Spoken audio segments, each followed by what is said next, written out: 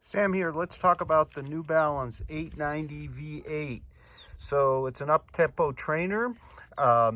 It's gone through a lot of versions, the 890, a lot of kind of modifications. The last version had a Revlite midsole with some TPU propulsion inserts. Now we get a full FuelCell midsole, the same kind of material. We'll see how it feels though, as you have in the Propel and the Revel. The stack height is 25 millimeters at the heel and 19 at the forefoot. So it's a 6 millimeter drop shoe. The weight goes up a bit. The Revlite predecessor weighed 6.9 ounces. Here we get the 8.4 ounces, 238 grams. So again, the midsole is the FuelCell, which can be tuned to different firmnesses. The upper is on the same PL6 last. Instead of an engineered knit, it is now an engineered mesh, and I'm going to show you a picture of the V7 now so you can sort of compare.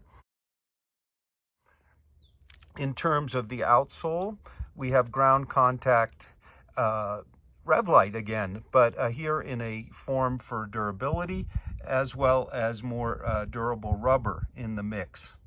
So I'm going to take them out for a first run now, and they're a $120 shoe. They're on sale now, and I'll give you my impressions as soon as I'm done. Okay, so I'm about 3 miles in. A little bit about fit. Very nice fit here. I notice that I have plenty of toe room despite the profile, which is kind of more rounded than some. The mesh itself is kind of a fishnetty mesh with a liner underneath.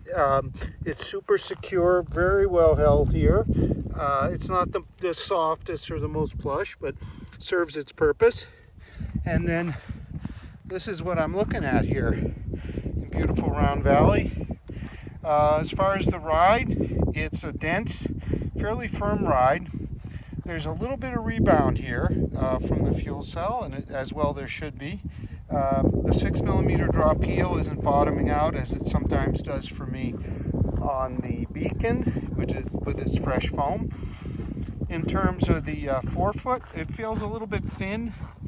It's definitely flexible enough. You can see it's plenty flexible. I'm starting to wonder if maybe that outsole should be a bit more segmented. I am running kind of slow today. I'm a bit tired, so it's a little bit hard to tell. But it's feeling like it's a stable kind of up-tempo workout shoe. Those that kind of like the 1400 as a race shoe might find this to be an upgrade in terms of the rebound and the cushion, because the 1400 only has 15 millimeters of forefoot cushion, and here we have 19. I'm going to keep going. I'll give you some last thoughts when I get back to the barn. Okay, I've reached some initial conclusions. It wasn't a very fast run for me, kind of a slow 9:24 pace, about 5.8 miles, roughly 9.5 kilometers or so. What I found was that on the hard road base, which is kind of a hard-packed gravel dirt, they felt best. They seem to mold really well to the terrain. On the road, I have a big steep downhill on my test loop. Plenty of stability here. I think that comes in part from the rubber, this firmer rubber on the medial side, plus the upper. Now the forefoot, as I said a little earlier, felt a bit thin. Well cushioned but thin, kind of lacking in a bit of pop. Well, now that I look a little more closely at the shoe, I notice that the ground contact Revlite is actually firmer than this blue rubber here, which is really quite soft. So it gives kind of a soft forefoot feel, plenty of cushioning, but soft and a little bit thin. So if you like that, kind of molds the terrain, molds the road, that's great. Now, I'd prefer a bit firmer rubber there. I think it would give it a bit more pop. Now, in terms of some comparisons here, and I'll focus mainly on New Balance. The Revel is also a FuelCell shoe. It weighs 7.2 ounces, 24 millimeter heel, 18 millimeter forefoot, same kind of 6 millimeter drop, but it's quite a bit lighter, and it has that flared midsole. Not sure where the extra weight is coming from here because there's only a millimeter more stack front and back. The other one you might think about, of course, is the Beacon. A lot less rubber of any kind, really.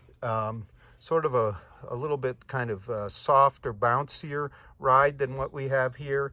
I don't find them quite as stable at the rear as our 890 with that great rubber around the corner there. I'm not sure. I think I might still lean towards the Beacon personally. Then finally the Propel, which has 2 millimeters more stack than what we have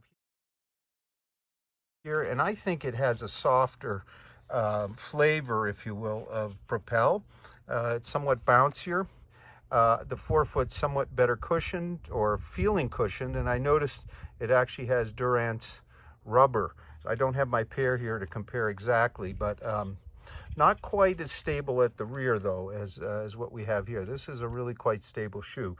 The last couple more, the Brooks Revel, another shoe that's sort of in the same weight class, same kind of up-tempo, lighter shoe.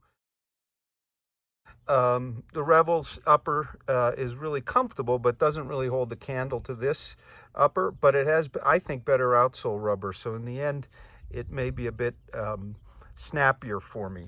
Finally, if you want to look at the Accelerate, Sonic 3 Accelerate from Salomon. It has considerable shock and vibration absorbing at the heel. A similar kind of heel feel, but definitely better cushioned. Its forefoot is more stable, or is better, not as softly cushioned as here, maybe a bit more stable.